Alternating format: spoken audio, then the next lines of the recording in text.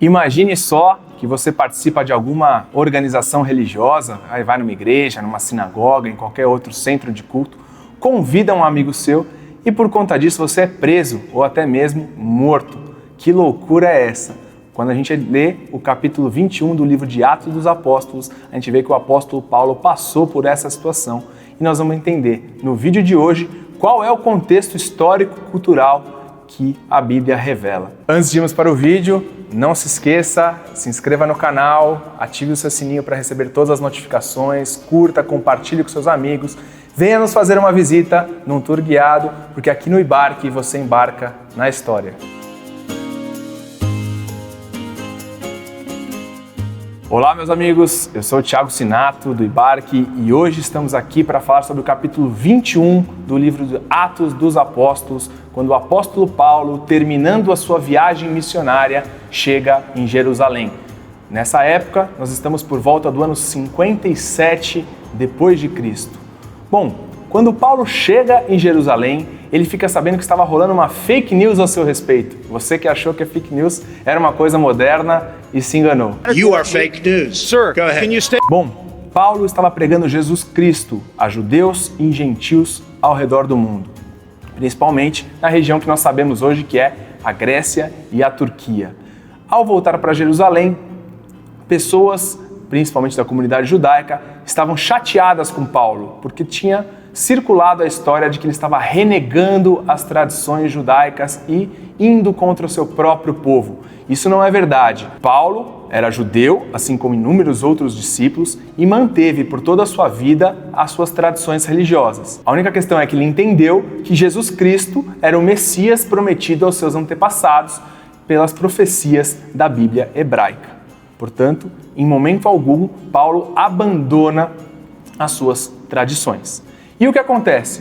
Ele é acusado injustamente de ir contra o seu povo e de adentrar ao templo, ou seja, convidar para ir num local exclusivamente judaico um gentil, um não-judeu, que seria o Trófimo. Isso seria assunto para um novo vídeo, mas para contextualizar um pouquinho, os judeus eles não se misturavam muito com gentios, porque por conta das suas práticas eles eram considerados impuros.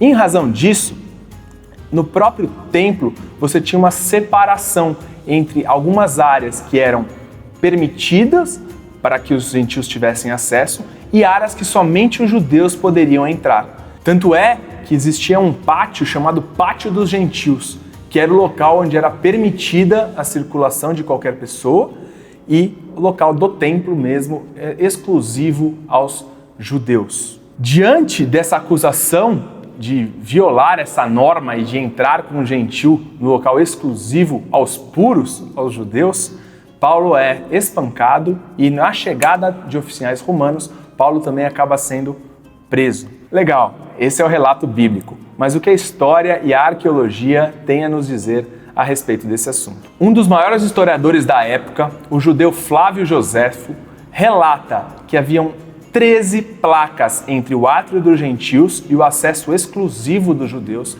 indicando a proibição e a exclusividade daquele lugar para os puros, ou seja, para os judeus. E em 1871, um arqueólogo francês encontrou em Jerusalém essa placa aqui que tinha os seguintes dizeres: nenhum estrangeiro tem permissão de entrar na balaustrada em torno do santuário e do pátio. Quem for pego será responsável por sua decorrente morte. Essa placa confirma o texto bíblico e o relato de Joséfo. Ela está no Museu da Turquia, em Istambul, Museu de Arqueologia, e ela tem uma irmã gêmea encontrada já em idos de 1935.